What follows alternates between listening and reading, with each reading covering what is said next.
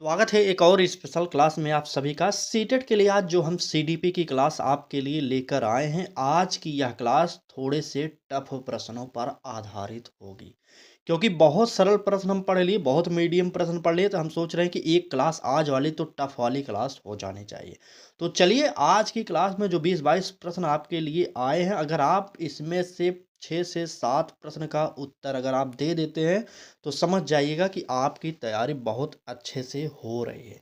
नहीं तो अगर 6-7 प्रश्न आप सही नहीं कर पाए, तो समझ लीजिएगा कि अभी आपको मेहनत करने की ज़रूरत है। तो चलिए, इस प्रकार के कई सारे प्रश्नों की आज यहाँ पर चर्चा की जाएगी। तो देखते हैं हमारा पहला प्रश्न क्या कह रहा है। 1 मिनट थोड़ा सा छोटा किया जाए। चलिए, ठीक। बात करेंगे पहले प्रश्न की। तो कह रहा है कि यदि कोई बच्चा किसी समस्या को हल करते समय पुरानी अवधारणाओं को त्याग कर नई मानसिक संरचना बनाता है, तो यह पियाजे के किस प्रक्रिया का उदाहरण है। देख रहे हैं, प्रश्न ही इतना बड़ा है और उत्तर छोटा सा निकलेगा। ए ऑप्शन कह रहा है कि समानीकरण, बी ऑप्शन कह रहा है कि संतुलन, सी ऑप्शन समायोजन और डी ऑप्शन आत्म केंद्रण।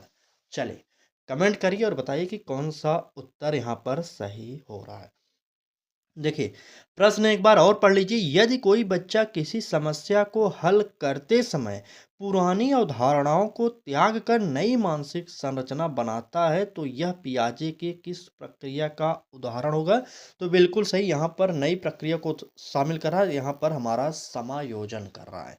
ठीक है, तो इस प्रश्न का उत्तर आपको सी ऑप्शन सही करना होगा।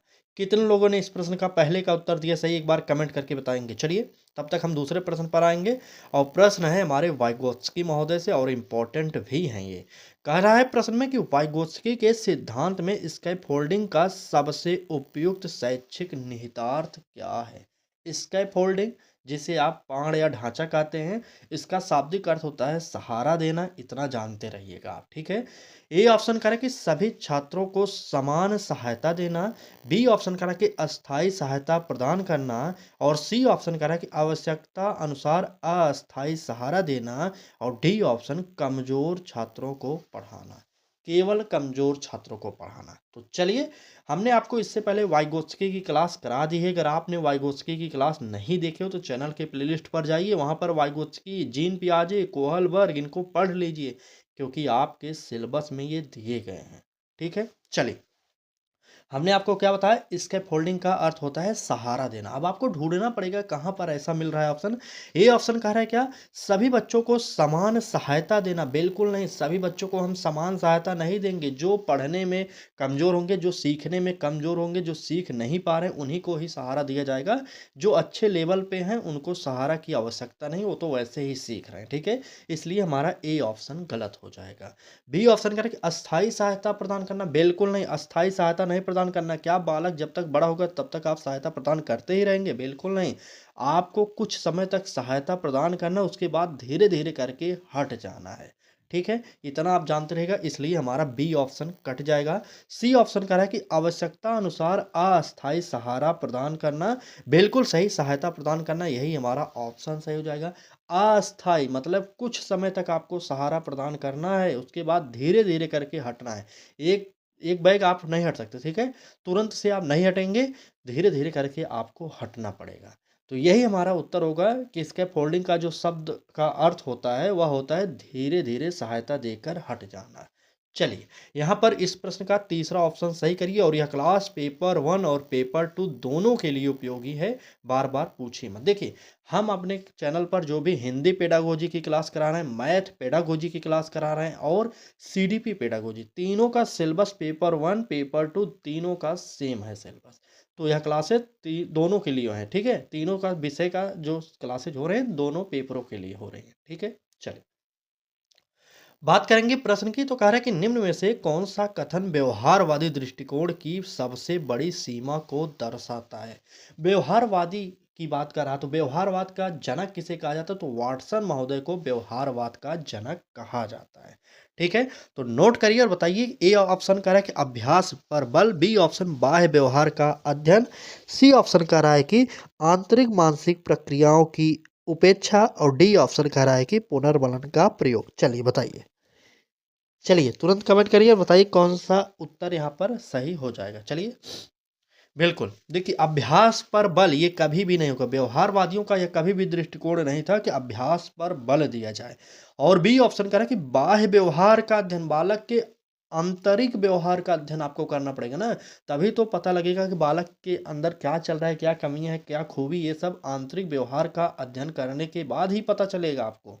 इसलिए हमारा बी ऑप्शन यहाँ पर कट जाएगा। सी ऑप्शन कह रहा है कि आंतरिक मानसिक प्रक्रियाओं की उपेक्षा, और डी ऑप्शन पुनर्बलन का प्रयोग। पुनर्बलन का प्रयोग नहीं होगा, यहाँ पर उत्तर जो होगा आंतरिक मानसिक प्रक्रिया की उपेक्षा, यानी कि सी ऑप्शन यहाँ पर हमारा सही हो जाएगा। और आगे बढ़ते हैं और देखते हैं हमारा अगला प्रश्न क्या कह रहा है। चलिए, अगले प्रश्न में कहा जा रहा है कि यदि शिक्षक मूल्यांकन को सीखने की प्रक्रिया का अभिन्न अंग मानता है तो वह किस प्रकार के मूल्यांकन को प्राथमिकता देगा।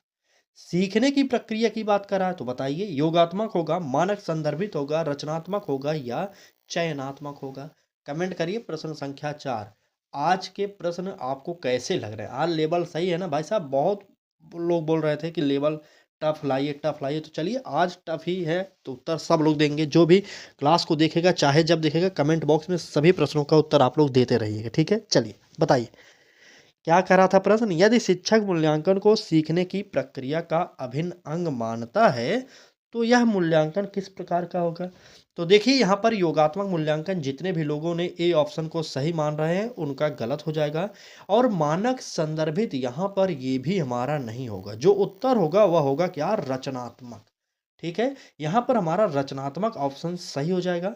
बिल्कुल, चलिए सी ऑप्शन देखते हैं अगला प्रश्न क्या करा है। उससे पहले एक निवेदन की क्लास अच्छी लग रही है तो लाइक करिए, चैनल पर पहली बार आए हैं तो सब्सक्राइब कर लीजिए और बेल आइकन को ऑन कर लीजिए, जिससे आपको नोटिफिकेशन मिलता रहे और आप डेली सुबह 10 बजे, शाम को 5 बजे जरूर जुड़िए हमारे साथ। चलिए, बात करेंगे अगले प्रश्न की। तो कह रहा है कि कोहलबर्ग के नैतिक विकास सिद्धांत की सबसे अधिक आलोचना किस आधार पर की जाती है। तो सबसे पहले आपको पता होना चाहिए कोहलबर्ग ने नैतिक विकास का सिद्धांत दिया था, इतना आप जानते रहिएगा, ठीक है। ए ऑप्शन कह रहा है कि यह प्रयोगात्मक नहीं है, बी ऑप्शन यह केवल बच्चों पर लागू है, और सी ऑप्शन इसमें सांस्कृतिक विविधता की अनदेखी है, और डी ऑप्शन यह व्यवहार पर आधारित है। तो बताइए कौन सा यहाँ पर ऑप्शन सही होगा जिसके अकॉर्डिंग आप कोहल वर्ग के नैतिक विकास के सिद्धांत की सबसे अधिक आप आलोचना कर सकते हैं। बताइए, प्रश्न संख्या 5 है, उत्तर कमेंट बॉक्स में जल्दी से बताइए कि कौन सा सही होगा। देखिए, आप यह प्रयोगात्मक नहीं, इस पर कभी भी आलोचना नहीं कर सकते, और ना ही यह केवल बच्चों पर लागू, तो इस पर भी, बल्कि इसमें सांस्कृतिक विविधता की अनदेखी की गई है। इस बात पर आप कोहलबर्ग के नैतिक विकास के सिद्धांत की आलोचना कर सकते हैं। ठीक है, तो समझते हुए चलिएगा, आप शब्दों को पकड़िए, इधर उधर मत भागिएगा, शब्द पकड़िए, क्या है क्या नहीं है ये सब जानिए, क्योंकि अगर यह समझ गए आप तो आपको परीक्षा में कोई दिक्कत नहीं होने वाली। ठीक, चलिए बात करेंगे अगले प्रश्न की। तो कह रहा है कि यदि कोई बच्चा यह मानता है कि नियम परिस्थितियों के अनुसार बदले जा सकते हैं तो वह किस नैतिक अवस्था को दर्शाता है। इंपॉर्टेंट, एकदम इंपॉर्टेंट है, नोट करिए। ठीक है, क्या कह रहा है? यदि कोई बच्चा यह मानता है कि नियम परिस्थितियों के अनुसार बदले जा सकते हैं तो वह किस नैतिक अवस्था को दर्शाता है। बताइए, ए ऑप्शन कह रहा है कि नैतिक यथार्थवाद, बी ऑप्शन आत्म केंद्रित नैतिकता, सी ऑप्शन स्वायत्त नैतिकता, और डी ऑप्शन परंपरागत नैतिकता। चलिए तुरंत कमेंट करिए प्रश्न संख्या 6 का उत्तर क्या होने वाला है। तो यहाँ पर बहुत ही इंपॉर्टेंट प्रश्नों की श्रृंखला चल रही है, तो पूरी क्लास को जरूर देखिएगा, ठीक है। चलिए बताइए उत्तर क्या होने वाला है। बिल्कुल, चलिए सब लोग कमेंट करिए एक बार। बिल्कुल, अगर आपने यह प्रश्न प्रीवियस ईयर का हल किया होगा श्रृंखला को, तो यहाँ पर कुछ पैटर्न चेंज करके आपके सामने वही प्रीवियस ईयर वाला प्रश्न यहाँ पर रख दिया गया है इसमें, ठीक है। क्योंकि यह आपको पता होना चाहिए स्वायत्त नैतिकता के बारे में, ठीक है, इतना जानते रहिएगा। अगर आपने अभी तक प्रीवियस ईयर को सॉल्व नहीं किया तो एक बार सॉल्व करिए, क्योंकि प्रीवियस ईयर एक ऐसा ब्रह्मास्त्र होता है किसी भी परीक्षा के लिए। अगर आपने उस ब्रह्मास्त्र को पार कर लिया तो समझ लीजिए किसी भी परीक्षा का आप 50% तैयारी उसी के साथ कर सकते हैं। तो अभी तक आपने नहीं देखा तो चैनल के प्लेलिस्ट पर जाइए, हमारे कई सारी प्रीवियस ईयर की श्रृंखला को कराई गई हैं क्लासेज, आप उनको ज़रूर देखिए एक बार, ठीक? क्योंकि वहाँ से आपको पता चल जाएगा किस पैटर्न पे प्रश्न पूछे जाते हैं और कैसा इस बार प्रश्न हो सकता है। तो चलिए आगे बढ़ते हैं और अगला प्रश्न देखते हैं। कह रहा है कि निम्न में से कौन-सा कथन बहुबुद्धि सिद्धांत के अनुसार सही है? बहुबुद्धि सिद्धांत का जनक किसे कहा जाता है? तो हार्वर्ड गार्डनर महोदय ने दिया था बहुबुद्धि का सिद्धांत, आपको ये भी पता होना चाहिए, ठीक है? ए ऑप्शन कह रहा है कि बुद्धि एक स्थिर क्षमता है और बी ऑप्शन कह रहा है कि बुद्धि केवल आईक्यू से मापी जा सकती है और सी ऑप्शन सभी बच्चे एक ही प्रकार से सीखते हैं और डी ऑप्शन प्रत्येक व्यक्ति में बुद्धियों का अलग संयोजन होता है। चलिए, प्रश्न संख्या 7 का उत्तर कमेंट बॉक्स में बताइए। इसमें तो काफ़ी लोग उत्तर गलत देने वाले हैं। मान के चलिए कि लगभग 50% लोग उत्तर गलत देंगे। चलिए बिल्कुल, ठीक। यहाँ पर बहुबुद्धि सिद्धांत के अनुसार सही की बात करा है। तो बुद्धि एक स्थिर क्षमता है, ये कथन हमारा इसके अकॉर्डिंग सही नहीं माना जाएगा। बुद्धि केवल आईक्यू से मापी जाती है, बिल्कुल नहीं, ये भी नेगेटिव है। सभी बच्चे एक ही प्रकार से सीखते हैं। कई लोगों ने सी ऑप्शन को टिक कर दिया। भाई साहब, हर बार सी ऑप्शन सही होता था, यहाँ पर सी ऑप्शन भी गलत होगा। क्या सभी बालक एक ही प्रकार से सीखते हैं, एक ही समय पर सीखते हैं? ऐसा बिल्कुल नहीं होगा। सभी की बुद्धि जो होती है अलग-अलग होती है, तो वह एक साथ नहीं सीख सकते, इसलिए हमारा सी ऑप्शन भी नेगेटिव होगा। उत्तर जो होगा यहाँ पर डी ऑप्शन होगा, प्रत्येक व्यक्ति में बुद्धियों का अलग संयोजन होता है। नोट कर लिए? बिल्कुल सही, प्रत्येक बुद्धि जो होती है प्रत्येक बालक में अलग-अलग होती है। चलिए, डी ऑप्शन को सही करिए और आगे बढ़ते हैं, अगला प्रश्न देखेंगे। तो यहाँ पर प्रश्न संख्या 8 है आपके सामने। कह रहा है कि यदि कोई छात्र दंड के भय से नहीं बल्कि आत्मसंतोष के लिए कार्य करता है तो उसका नैतिक व्यवहार किस स्तर से संबंधित है? अब आपको बताना पड़ेगा। चलिए, पूर्व परंपरागत होगा, उत्तर परंपरागत होगा या सामाजिक अनुकूलन होगा? जल्दी से कमेंट करिए और बताइए। देखिए, आप प्रैक्टिस सेट हल कर रहे हैं तो एक बात का ध्यान रखें कि प्रश्न अगर आपको बहुत बड़ा मिल जाए तो डरिएगा मत। अभी आपके पास समय है, 1 से 2 बार प्रश्न को पढ़ेंगे, समझ जाएँगे तो उत्तर आसानी से निकल जाएगा। ठीक? चलिए, इसलिए मैं प्रश्न को 2-3 बार खुद पढ़ देता हूँ ताकि आप लोग यहीं पर समझ जाएँ। एक बार फिर से प्रश्न देखिए, कह रहा है कि यदि कोई छात्र दंड के भय से नहीं बल्कि आत्मसंतोष के लिए कार्य करता है, तो उसका नैतिक व्यवहार किस स्तर से संबंधित है? तो आपको पता होना चाहिए कि उसका नैतिक व्यवहार जो होगा, उत्तर परंपरागत स्तर से संबंधित होगा। ठीक? तो यहाँ पर इस प्रश्न का उत्तर जो होगा तीसरा ऑप्शन यानी कि सी ऑप्शन हमारा सही हो जाएगा। चलिए, आगे बढ़ते हैं। अगला प्रश्न कह रहा है कि बंडूरा के अनुसार यदि अधिगम बिना प्रत्यक्ष पुनर्बलन के हो तो वह किस अवधारणा पर आधारित है? बंडूरा सामाजिक संरचना से जाने जाते हैं। एक इनका सिद्धांत था, बहुत ही इंपॉर्टेंट था, आपको पढ़ना चाहिए। तो चलिए बताइए बंडूरा के अनुसार कौन सा ऑप्शन सही हो सकता है? ए ऑप्शन कह रहा है कि परीक्षण एवं त्रुटि, बी ऑप्शन कह रहा है कि अंतर्दृष्टि, सी ऑप्शन प्रतीकात्मक पुनर्बलन और डी ऑप्शन अंतर्निहित अभ्यास। चलिए, प्रश्न संख्या 9 का उत्तर जल्दी से बताइए। कितने लोग उत्तर सही बता रहे हैं ये हम देखना चाहते हैं। चलिए, फटाक से कमेंट करिए। बंडूरा के अनुसार यदि अधिगम बिना प्रत्यक्ष पुनर्बलन के हो तो यह किस अवधारणा पर आधारित होगा? तो बिल्कुल सही, जिन्होंने भी सी ऑप्शन को यहाँ पर टिक किया इनका प्रतीकात्मक पुनर्बलन यहाँ पर ऑप्शन सही हो जाएगा। ठीक, चलें आगे। चलिए, नेक्स्ट प्रश्न पर चलेंगे और देखेंगे क्या कह रहा है हमारा अगला प्रश्न। तो प्रश्न में कहा जा रहा है कि समावेशी कक्षा में शिक्षक की सबसे बड़ी चुनौती पूर्ण भूमिका क्या होती है? आपको समावेशी के अकॉर्डिंग उत्तर देना है। समावेशी शिक्षा कहती है कि प्रत्येक बालक जो होता है वह विशिष्ट होता है। वहाँ पर क्लास में विविधता हो सकती है लेकिन आपको वहाँ पर समायोजन करना पड़ेगा आपको। ठीक है, चलिए, ए ऑप्शन कह रहा है कि पाठ्य पुस्तक पढ़ाना, बी ऑप्शन अनुशासन बनाए रखना, सी ऑप्शन विविध आवश्यकताओं के अनुसार शिक्षण में अनुकूलन और डी ऑप्शन परीक्षा की तैयारी कराना। प्रश्न संख्या 10 का उत्तर आप लोग कमेंट बॉक्स में जल्दी से बताइए कौन सा सही हो रहा है। चलिए, बिल्कुल, अगर बात किया जाए समावेशी कक्षा में शिक्षक की सबसे चुनौतीपूर्ण भूमिका की, तो कभी भी पाठ्यपुस्तक पढ़ाना उसके लिए चुनौती नहीं होगा। वो तो पढ़ा सकता है ना पाठ्यपुस्तक को, इसलिए हमारा ए ऑप्शन कट जाएगा।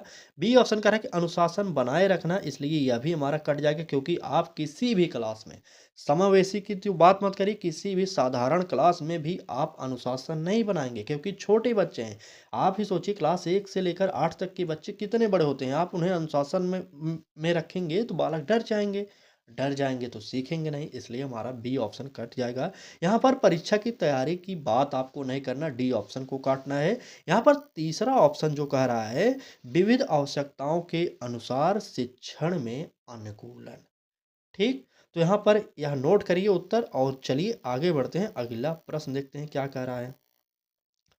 अगले प्रश्न में कहा जा रहा है कि यदि कोई बच्चा गणित में कमजोर है लेकिन संगीत में अत्यंत दक्ष है, तो यह किस सिद्धांत को सर्वाधिक समर्थन देता है? ए ऑप्शन कह रहा है कि द्विकारक सिद्धांत का, बी ऑप्शन एक कारक सिद्धांत का, सी ऑप्शन बहुबुद्धि सिद्धांत का और डी ऑप्शन बुद्धि भागफल सिद्धांत का। चलिए, ये तो टफ प्रश्न हो गए भाई साहब, कमेंट करेंगे एक बार सब लोग। चलिए, बहुत ही टफ प्रश्न था ये, बहुत टफ।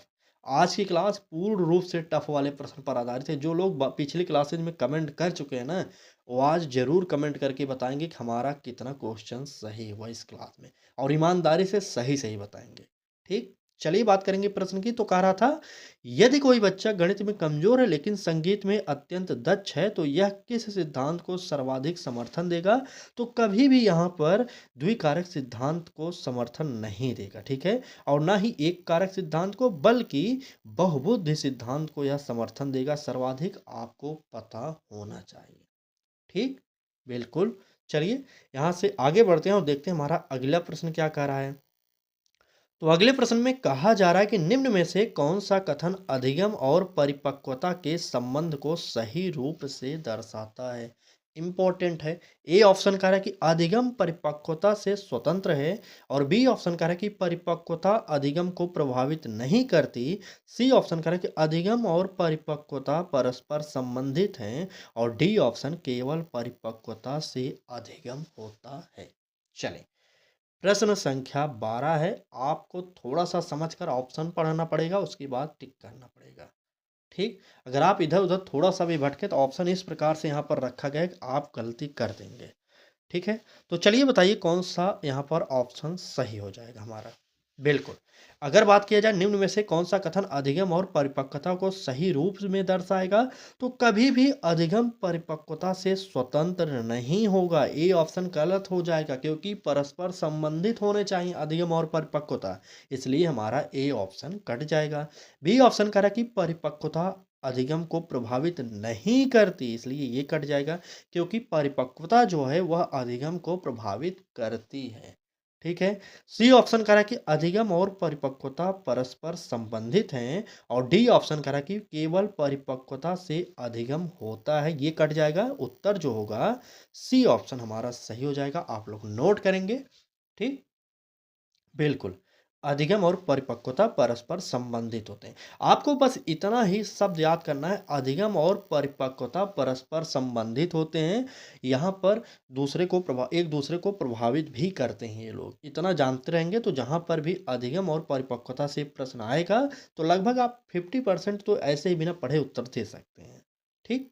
चलिए।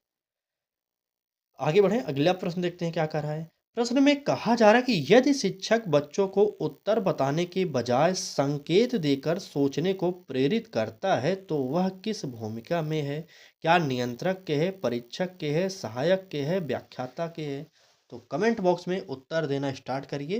प्रश्न संख्या 13 का कौन सा उत्तर सही होगा? चलिए, बिल्कुल सही। नियंत्रक, परीक्षक, सहायक, व्याख्याता। तो यहाँ पर वह क्या कर रहा है? यहाँ पर वो सहायक का कार्य कर रहा है। तो यहाँ पर उत्तर जो होगा हमारा तीसरा ऑप्शन सही हो जाएगा। चलिए, क्लास अच्छी लग रही है तो एक बार लाइक ज़रूर करिएगा। आप लोग लाइक नहीं करते, देखते हज़ारों लोग हैं लेकिन लाइक को करते हैं सिर्फ 100-200 लोग। भाई साहब सब लाइक करिए ना, आपका उसमें कुछ पैसा तो लगता नहीं, आपके लिए इतनी फ्री में मेहनत की जा रही है तो लाइक करने से क्या जाता है। हाँ, जब अच्छी लगे तभी लाइक करना, क्लास अच्छी लग जाए तब लाइक करना, ठीक है? और ऐसा नहीं कि लाइक करने पर कुछ मुझे भी मिलता है, कुछ नहीं मिलता, बस ये क्लास अधिक लोगों तक पहुँच जाती है। आप यूट्यूब के एल्गोरिथम को समझिए, आप एक लाइक करते हैं तो यह क्लास 3 से 4 लोगों तक ट्रांसफ़र करता है यूट्यूब कि हाँ, उसे लगता है यह क्लास अच्छी है, समझदार है, क्लास में कुछ समझाने वाली बात की गई इसलिए यह क्लास अधिक से अधिक लोगों तक पहुँचती है। आपको भी पता होना चाहिए 25 लाख लोग फ़ार्म भरे हैं भाई साहब, सबके पास पैसा नहीं देकर पढ़ने के लिए कहीं पर भी, ठीक? तो आपको थोड़ा-सा सहयोग करना चाहिए लाइक करके बस और कुछ नहीं। अगर आपको पढ़ना तो सब्सक्राइब करिए चैनल को, नहीं तो मत करिए। जब वैसे पढ़ना तो वैसे आइए पढ़िए। लेकिन डेली क्लास पढ़नी हो तभी आप हमारे साथ जुड़िएगा। ठीक? चलिए, बात करेंगे प्रश्न की तो कह रहा है कि भावनात्मक बुद्धि का सबसे उपयुक्त शैक्षिक परिणाम क्या है? बताइए। उच्च आईक्यू होगा या बेहतर परीक्षा प्रदर्शन होगा या आत्मनियंत्रण और सामाजिक समायोजन होगा या तीव्र स्मरण शक्ति हो जाएगा? तो बताना है आपको क्या उत्तर इसका होने वाला है। प्रश्न संख्या 14 का भावनात्मक बुद्धि का सबसे उपयुक्त शैक्षिक परिणाम क्या है? चलिए, देखिए, हम प्रश्न को 2 बार इसलिए पढ़ देते हैं ताकि आप लोग जो उत्तर देने वाले हैं दे दीजिए फटाक से। उसके बाद मैं तुरंत उत्तर बता देता हूँ, ठीक है? तो यहाँ पर इसका परिणाम जो होगा वह होगा आत्मनियंत्रण और सामाजिक समायोजन का। ठीक? चलिए, आगे बढ़ते हैं और देखते हैं अगला प्रश्न में क्या कह रहा है। कह रहा है कि निम्न में से कौन सा अधिगम का हस्तांतरण दूरस्थ हस्तांतरण का उदाहरण है? अधिगम का हस्तांतरण दूरस्थ हस्तांतरण का उदाहरण कौन सा है? ए ऑप्शन कह रहा है कि जोड़ से घटाव सीखना, बी ऑप्शन कह रहा है कि साइकिल से स्कूटर चलाना और सी ऑप्शन गणितीय तर्क का जीवन की समस्या में प्रयोग और डी ऑप्शन कविता याद करना। तो कविता याद करने की बात आप करेंगे नहीं, अब आपको ए बी सी में से उत्तर चुनना है कौन सा सही होगा। चलिए, बिल्कुल सही। अगर बात करें अधिगम हस्तांतरण का दूरस्थ हस्तांतरण का उदाहरण की, तो यहाँ पर गणितीय तर्क का जीवन की समस्या में प्रयोग, ये ऑप्शन हमारा बिल्कुल सही बैठेगा। बाकी ये ऑप्शन गलत है, बी ऑप्शन और डी ऑप्शन गलत हो जाएगा। चलिए, आगे बढ़ते हैं और अगला प्रश्न देखते हैं क्या कह रहा है। प्रश्न में कहा जा रहा है कि यदि मूल्यांकन का उद्देश्य छात्रों की तुलना करना है तो वह किस प्रकार का मूल्यांकन है? सबसे पहले आपको तो ये पता होना चाहिए कि आप बालक के बीच में तुलना नहीं कर सकते, लेकिन यहाँ पर प्रश्न बना दिया गया है तो लेकिन हमें उत्तर तो देना पड़ेगा। तो चलिए बताइए। ए ऑप्शन कह रहा है कि मानक संदर्भित, बी ऑप्शन कह रहा है कि मानदंड संदर्भित, सी ऑप्शन रचनात्मक और डी ऑप्शन निदानात्मक। निदानात्मक में सिर्फ मूल्यांकन किया जाता है, ना कि तुलना किया जाता है। डी ऑप्शन को काट दीजिए। सी ऑप्शन रचनात्मक की बात कर रहा है तो रचनात्मक यहाँ पर कोई कार्य हो नहीं रहा है। अब आपको बताना है कि मानक संदर्भित होगा या मानदंड संदर्भित होगा। चलिए, दोनों शब्द लगभग सेम है, आपको बताना पड़ेगा। चलिए, तुरंत कमेंट करिए, तुरंत। चलिए, बिल्कुल सही। कौन सा उत्तर होगा? ए होगा या बी होगा? बिल्कुल, यहाँ पर मानदंड संदर्भित जो है यह गलत होगा। उत्तर जो होगा मानक संदर्भित, यानी कि ए ऑप्शन यहाँ पर हमारा सही हो जाएगा। नोट कर लिए अच्छे से? तो चलिए तुरंत आगे बढ़ते हैं और देखते हैं हमारा अगला प्रश्न क्या कह रहा है। चलिए, प्रश्न में कहा जा रहा है कि पियाजे के अनुसार पूर्व संक्रियात्मक अवस्था के बच्चे में किसका अभाव होता है? पूर्व संक्रियात्मक अवस्था, तो जल्दी से बता दीजिए कौन सी होगा उत्तर। बिल्कुल, पियाजे के चारों अवस्थाओं को हमने विस्तार से वर्णन किया है, हर प्रश्न को बताया है पियाजे से संबंधित। इसीलिए बार बार निवेदन कर रहे हैं कि अगर आप पियाजे को, कोहलबर्ग को, वाइगोत्स्की को अभी तक नहीं पढ़े तो हमारे चैनल के प्लेलिस्ट पर विजिट करिए।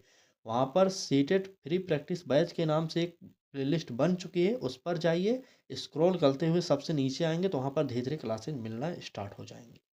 ठीक, चलिए, बात करेंगे कौन सा उत्तर सही होने वाला है। पियाजे के अनुसार पूर्व संक्रियात्मक अवस्था बच्चे के विकास, बच्चे में किसका अभाव होता है? पूर्व संक्रियात्मक अवस्था के बच्चे में किसका अभाव होता है? प्रतीकात्मक चिंतन का, भाषा विकास का, तर्क संगत सोच का या कल्पना शक्ति का? चलिए, प्रश्न संख्या 17 का उत्तर बिल्कुल सही। बिल्कुल, चलिए सभी लोगों ने उत्तर सही दे दिया। तर्क संगत सोच यानी कि तीसरा ऑप्शन सही हो जाएगा। आगे बढ़िए और देखते हैं अगला प्रश्न क्या कह रहा है। कह रहा है कि यदि बच्चा यह मानता है कि मात्रा बदलने से वस्तु का स्वरूप बदल जाता है तो यह किस कमी को दर्शाता है? इम्पोर्टेंट प्रश्न, थोड़ा-सा लॉजिक लगाएँगे आप यहाँ पर तभी उत्तर दे पाएँगे।